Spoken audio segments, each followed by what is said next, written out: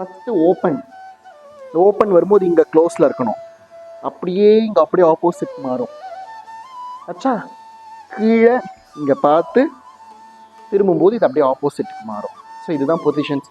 So கை கொஞ்சம் மாறி மாறி நம்ம பண்ணணும். அதே மாதிரி என்னென்னா, இந்த கை இப்படி மேலே மேலே வீசக்கூடாது. கை மேலே மேலே வீசக்கூடாது. பண்ணும்போது கை தா இப்படி பண்ணால் நல்லாவே இருக்காது. ஸோ அந்த உடம்பு ஒரு தேவையில்லாமல் ஒரு ஆட்டல் வரும். அப்போ எப்படி பண்ணணும்? கை வெக்கம் கிட்ட தக்கது, கை தா கிட்ட தக்க அப்படியே இந்த எல்போ நல்லா பின்னாடி போகணும். இந்த கை முன்னாடி வரக்கூடாது. ஸோ ஃபுல் ஷோல்டர் லெவலில் இழுத்து பண்ணணும். தென் தா பளிச்.